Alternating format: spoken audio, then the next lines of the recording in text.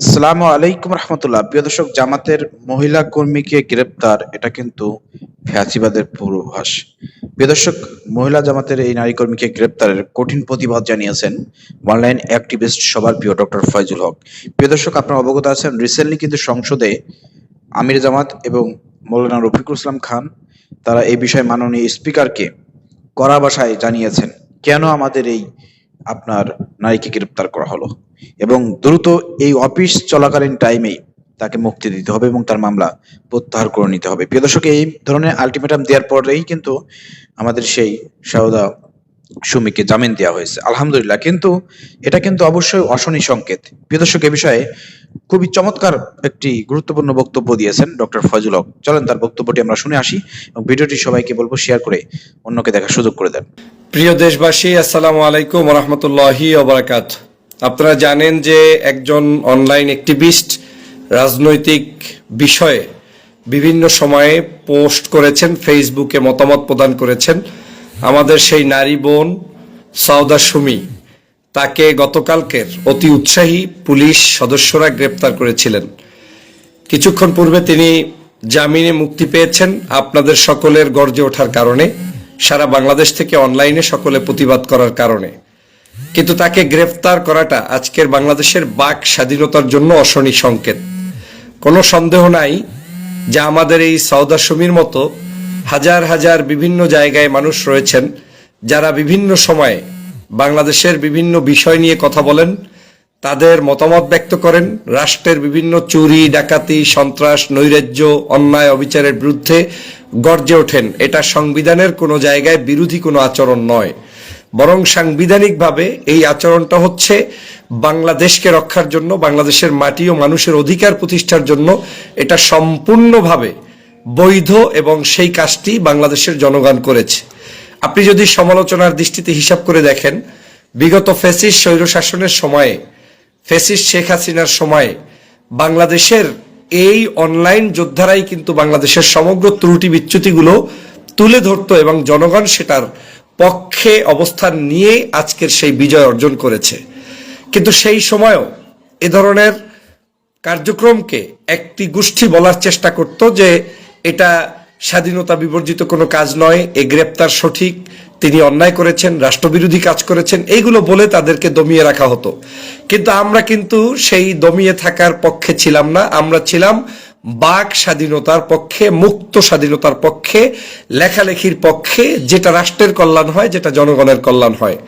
আমরা কিছুদিন পূর্বেও দেখলাম আমাদের বাংলাদেশের বর্তমান প্রধানমন্ত্রী জনাব তারেক রহমান সাহেবকে খুব বেশি মানুষের কাছে বাক স্বাধীনতার জায়গায় গ্রহণযোগ্য ফুটিয়ে তোলার জন্য একটি অ্যাওয়ার্ডের আয়োজন করা হয়েছিল, যেখানে তারেক রহমান সাহেবকে নিয়ে ব্যঙ্গ করা কার্টুনের কারণে সাংবাদিক বা যেই ব্যক্তি এটা করেছেন তাকে পুরস্কৃত করা, তাকে সম্মানিত করা। তার মধ্য দিয়ে প্রমাণিত হয়েছে যে বাংলাদেশের যে কোনো অবস্থায় যে কোনো ব্যক্তি রাষ্ট্রের কল্যাণে তিনি কার্টুন করতে পারবেন, তিনি লেখালেখি করতে পারবেন এবং সেটা রাষ্ট্র খুব গুরুত্বের সাথে দেখছে, কোনো প্রকার কারো উপরে জুলুম করছে না, কাউকে গ্রেপ্তার করছে না। তাহলে সেদিন আপনারা সেটাকে নিজেদেরকে জাতির কাছে খুব বেশি আধুনিক বানানোর জন্য, নিজেদেরকে খুব বেশি বাকস্বাধীনতার পক্ষে বানানোর জন্য অ্যাওয়ার্ড দিলেন, আর সাউদাকে কেন আপনি গ্রেপ্তার করলেন? এবং একজন নারী নেত্রীকে আপনি গ্রেপ্তার করার মাধ্যমে আওয়ামী লীগের সেই ফ্যাসিজমকেই আবার নতুন করে চালু করতে চাচ্ছেন। তবে বাংলাদেশের জনগণকে আমি ধন্যবাদ জানাই এজন্য যে তিনি জামিনে মুক্ত হয়েছেন শুধুমাত্র আপনার একটি সামান্য পোস্ট, কমেন্ট কিংবা শেয়ারের কারণে। বাংলাদেশের আগামী দিনে যারাই বাংলাদেশের পক্ষে থাকবে, লোকটি আপনার পছন্দের হোক কিংবা অপছন্দের হোক, লোকটি আমার মতের হোক কিংবা ভিন্ন মতের হোক, তার পক্ষে আপনাদেরকে বলিষ্ঠ ভূমিকা রাখতে হবে। আমরা কোনো অন্যায় বরদাস্ত করব না, ন্যায়সঙ্গত যে কোনো আচরণের পক্ষে আমরা অবশ্যই থাকব। আমরা মানুষের বাক স্বাধীনতাটাকে সম্পূর্ণভাবে স্বাধীন করে দিতে চাই, যেই স্বাধীনতার ভিত্তিতে তিনি দেশের জন্য লড়াই করবেন, কথা বলবেন, পোস্ট করবেন, লেখালেখি করবেন। যারা এখন কথায় কথায় সকাল সন্ধ্যা সংবিধান সংবিধান করেন, তারা কোন লজ্জায় সাউদার মতো লোককে আপনি গ্রেপ্তার করতে গেলেন? একটু বিবেকের দিকে প্রশ্ন তুলে আপনি একটু নিজেকে জিজ্ঞেস করেন। আপনি যদি এই একই আচরণ এখন করা আপনার জন্য হালাল হয়ে যায়, তাহলে বিগত দিনেও তো এই একই আচরণ করার কারণে সেই সময় এটা হারাম ছিল।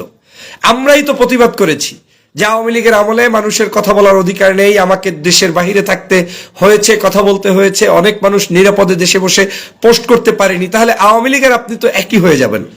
যদি একই হওয়ার ইচ্ছেই থাকে, 1-1.5 মাসের মধ্যেই যদি ক্ষমতার পরিবর্তনের কোনো খায়েশ আপনাদের থেকে থাকে, তাহলে ভিন্ন কথা। আপনি এটা করতে থাকেন, সারাক্ষণ করেন, জনগণও আপনাদেরকে দেখিয়ে দিবে, যেটা এখন দেখিয়ে দিয়েছে, আপনি জামিন করতে বাধ্য।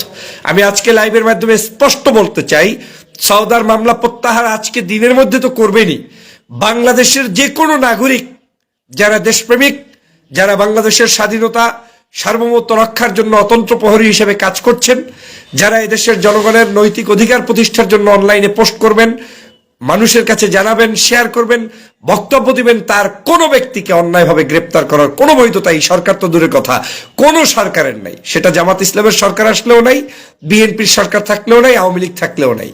কথা স্পষ্ট। অতএব জনগণের বাক স্বাধীনতাকে হরণ করিয়ে আপনাদের ক্ষমতা দীর্ঘ পাকাপোক্ত করার যে নীল নকশা, এটা বাস্তবায়ন হতে দেওয়া হবে না। আর সরকার যদি সত্যিকার অর্থে মনে করে যে না, এই ধরনের কাউকে গ্রেপ্তারের সাথে তাদের কোনো সম্পৃক্ততা নেই, তাহলে সরকারের পক্ষ থেকে স্টেটমেন্ট দিয়ে দিতে হবে। আর যেই পুলিশ কিংবা কোনো সদস্য অতিরঞ্জিত আচরণ করে আওয়ামী ফেসিজমকে প্রতিষ্ঠার মতোই বিএনপিকে একটু আশকারা দিয়ে সন্তুষ্ট করতে চায়, তাহলে তার চাকরি থেকে অব্যাহতি দেওয়া কিংবা শাস্তিমূলক ব্যবস্থার দ্রুত কার্যকরী ব্যবস্থা গ্রহণ করতে হবে। সরকারকে এই দুটো জিনিস প্রমাণ করে দিতে হবে যে সওদার গ্রেপ্তারটি সরকার করেনি, অতি উৎসাহী পুলিশ করেছে, তাহলে অতি উৎসাহী পুলিশের বিরুদ্ধে অ্যাকশন আপনাকে নিতে হবে। আমার কোনো বাহিনীর বিরুদ্ধে কাউকে অ্যাটাক করার কোনো উদ্দেশ্য আমাদের থাকবে না, কিন্তু বাহিনীর মধ্যেও যদি গুপ্ত কোনো ব্যক্তি থাকে যে সরকারের অপছন্দ করে কিংবা আওয়ামী লীগের মতো কোনো আচরণ করে, তাহলে সেই ব্যক্তিকে কেউ সাপোর্ট দিতে পারবে না।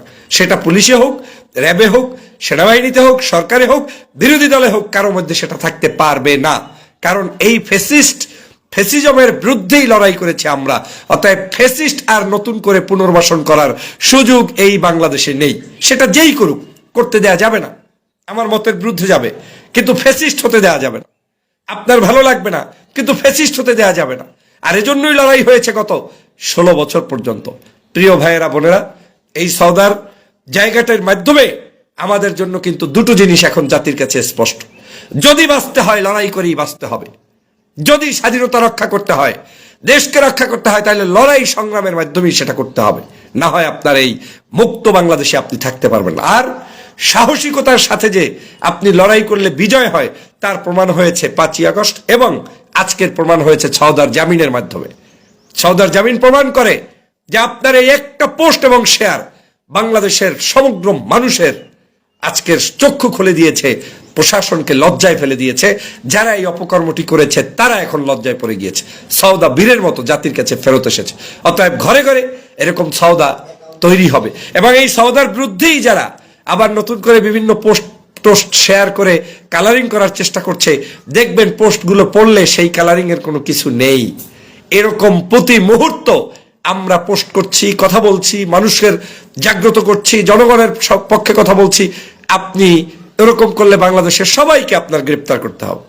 আমি প্রতিদিন যে লেখালেখি, তাহলে প্রতিদিনই আমাকে 20 বার অ্যারেস্ট হতে হবে। এইসব ধান্দাবাজি চলবে না। অতএব সকল ষড়যন্ত্রের মূলোৎপাটন করে বাংলাদেশের পক্ষে থাকতে হবে। আরেকটি জিনিস সরকারকে বলতে চাই, আপনাদের লজ্জাও তো থাকতে হবে।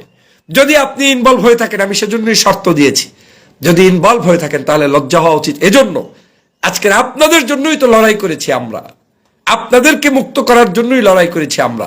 তখন একটা বক্তব্য দিতে গেলে আমাদের কি বলা হতো? রাজাকার ট্যাগ লাগানো হতো, আলবদর ট্যাগ লাগানো হতো, দেশবিরোধী, জঙ্গি, কত ধরনের। কিন্তু আজকের সেই সংগ্রামের কারণে কিন্তু আজকের এই মসনদে বসতে পেরেছেন আপনারাও এবং বিরোধী দলও বসতে পেরেছে। এই দুটো দলই, বিএনপি এবং জামাত, সবাই কিন্তু মজলুম। অতএব মজলুম মানুষদের অন্তত একটা এগ্রিমেন্ট হওয়া উচিত এরকম যে আমরা অন্তত পক্ষে সেই ফ্যাসিজমের আচরণটা নতুন করে বাংলাদেশে এস্টাবলিশ করব না, নিজেরাও করব না, কাউকে করতে দেব না। এতটুকু দেশপ্রেম আপনাদের মধ্যে জাগ্রত হয়ে দেশের জন্য লড়াই করা উচিত। না হয় দেশের মানুষ কিন্তু আপনাদেরকে কোনোদিনই ছাড়বে না। সবাইকে ধন্যবাদ।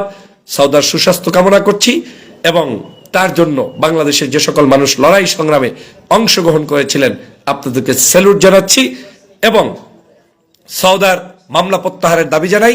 বাংলাদেশের সকল মজলুম মানুষের মামলা প্রত্যাহারের দাবি জানিয়ে একটি সুষ্ঠু সুন্দর বাংলাদেশ প্রতিষ্ঠার আহ্বান জানাই।